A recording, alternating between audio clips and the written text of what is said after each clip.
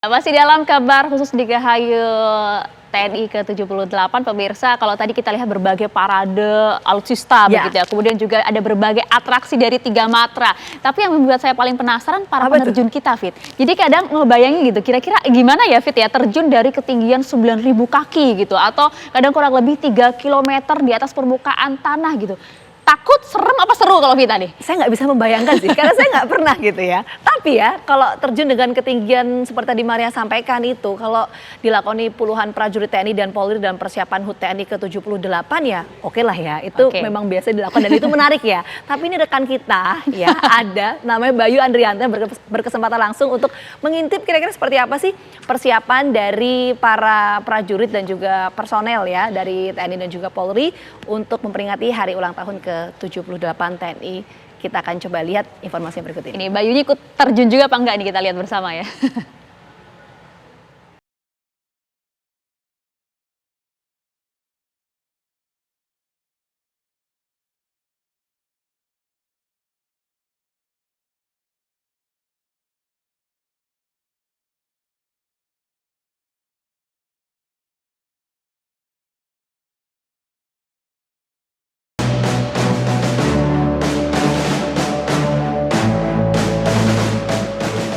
Para personil Denmatra 1 Kopasgat TNI Angkatan Udara ini tengah bersiap untuk latihan menyambut hari ulang tahun ke-78 TNI di Pasgat TNI AU Jakarta Timur. Setiap personil diwajibkan memeriksa setiap perlengkapan yang akan digunakan untuk terjun payung dalam rangkaian kegiatan HUT TNI. Dan kali ini, saya berkesempatan mengikuti persiapan pasukan elit TNI Angkatan Udara ini lebih dekat.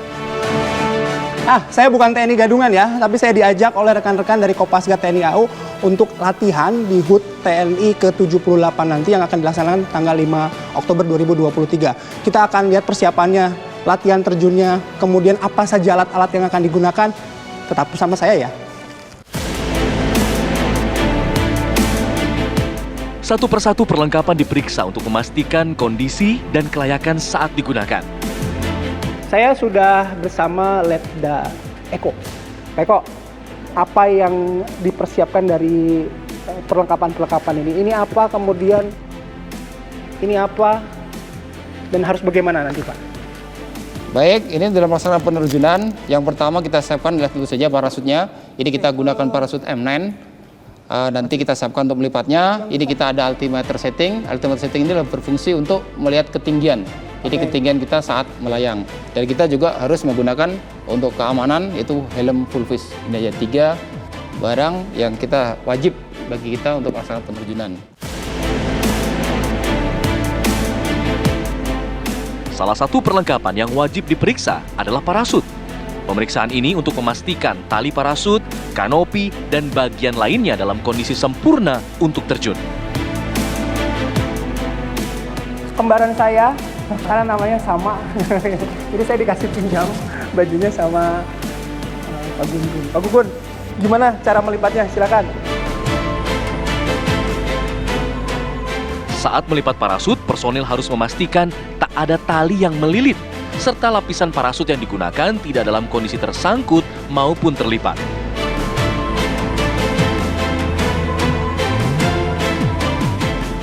Parasut yang digunakan adalah parasut jenis M9 yang masuk dalam spesifikasi tempur. Parasut ini dapat digunakan hingga ketinggian 20.000 kaki. Oke, Pak Eko, tadi kita sudah coba simulasi untuk melihat parasut dan kemudian juga melipat kembali ya dengan beberapa teknik gitu. Nah, setelah itu apa yang dipersiapkan? Apakah ada juga simulasi yang harus atau setidaknya latihan yang harus dilakukan oleh para personil setelah parasut itu tadi? Kita ngapain lagi? Setelah tadi kita laksanakan pengecekan parasut, personil sudah, sekarang parasut juga sudah. Nah, kita sekarang melaksanakan drill, yaitu drill mengulang kembali, merefresh kembali bagaimanakah cara penerjunan tersebut. Oke. Kita seperti emergency prosedur, terus nanti apa yang akan kita latihkan juga kita akan drillkan di drone ini. Oke. Kita latihan drone sebelum menuju ke yang benar. Dengan simulasi ground ini, para penerjun dipaksa untuk mengingat setiap detil teknis penerjunan hingga skenario emergensi bila parasut gagal terbuka. Off. Cabut. 1000, 2000, 3000. Cek. Cek. Terbang. Lihat. Tangkap. Lihat. Cabut. Cabut. Nih. Jadi langkah-langkah yang dilakukan termasuk ketika skenario emergency, Pak? Betul. Oke, itu yang harus diperhatikan setiap penerjun. Ya, kita harus merefresh kembali sebelum melaksanakan penerjunan. Jadi emergency procedure itu harus direfresh agar masing-masing penerjun itu dapat mengatasi bila terjadi permasalahan di saat penerjunan. Oke, dan itu standarnya akan sama untuk ketinggian berapapun dan metode terjun apapun? Sama. Emergency procedure itu tidak mengenal ketinggian. Semuanya kalau terjadi emergency tetap harus direfresh. Namanya emergency itu harus direfresh.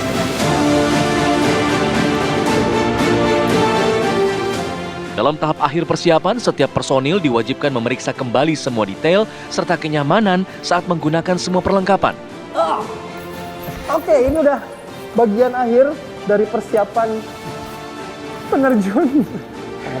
Pengepasan.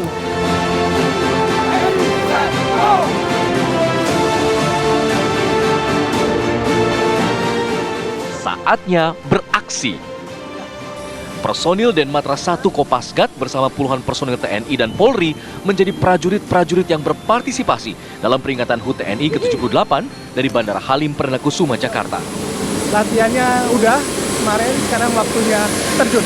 Kita ada di Hercules C-130 yang membawa 78 personil gabungan TNI dan Polri.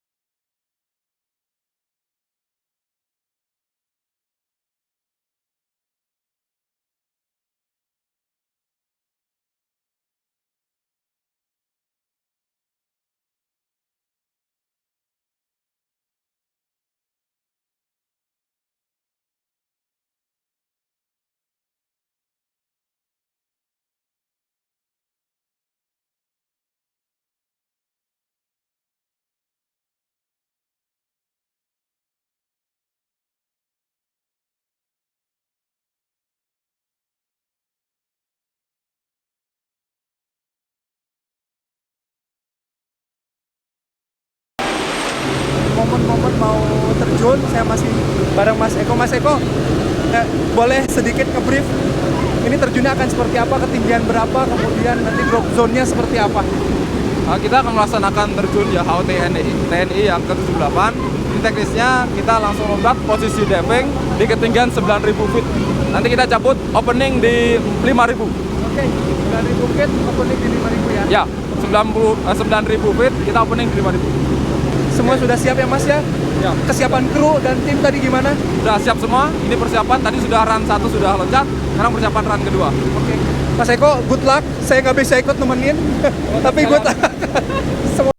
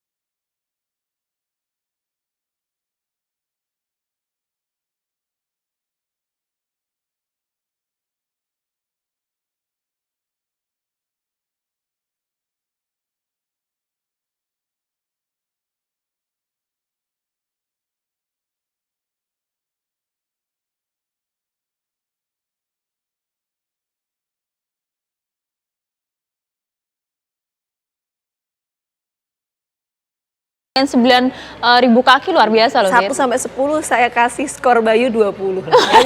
Biasa. walaupun Oke. tadi nggak ikut nemenin Pak Gugun turun ya, terjun Tapi ya. gini, kalau tadi bicara soal angkatan udara ya, Yes. kita mau langsung ke Pak Eris. Kalau bicara tadi konteks 3 matra ya Pak ya, tadi kita udah bahas juga soal bagaimana kekuatan alutsista. Tapi kalau konteksnya soal alutsista untuk angkatan udara itu seperti apa Pak? Ya, Ancaman dan kesiapan kita ya. Angkatan Udara kan mempunyai tugas-tugas yang ada di dalam doktrinnya. Nah, dari situ alutsista apa yang dipunyai? Yang pertama adalah pesawat tempur, kemudian pesawat angkut, kemudian pesawat helikopter, dan juga ada pasukan Paskas tadi itu yang ini dalam menjalankan tugas-tugasnya Angkatan Udara. Jadi kekuatan Angkatan Udara pada intinya dari itu pesawat. Itu sudah bisa menjawab tantangan kita Pak ke depannya kalau soal Cukup mumpuni? serangan udara. Ya kalau ada serangan udara tentunya ada sistem lain yang untuk mengatasi, yaitu sistem pertahanan udara. Sistem pertahanan udara kita itu gabungan 3 matra juga. Iya, ya. Kalau di laut KRI yang melaksanakan tugas. Kalau di darat oleh artileri pertahanan udara dan juga Paskas kita yang mempunyai persenjataan anti serangan udara. Oke, termasuk juga kan terakhir Kemenhan sempat membeli 5 pesawat Superjet ya Pak ya, baru dengan kecanggihan yang luar biasa. Super Hercules ya? Ya, Hercules ya. Ya, C-130J. Betul. Ya, yang baru datang kurang lebih baru 3. Ya.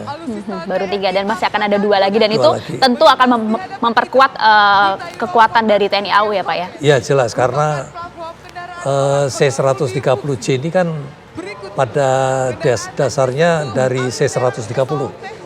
Kita punya C-130A, kita punya C-130H, ada juga L-100.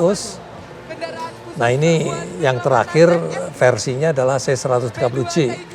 Yang mana perbedaannya Paling baru. ya paling baru perbedaannya mesinnya, engine-nya juga lebih baik dan lebih efisien.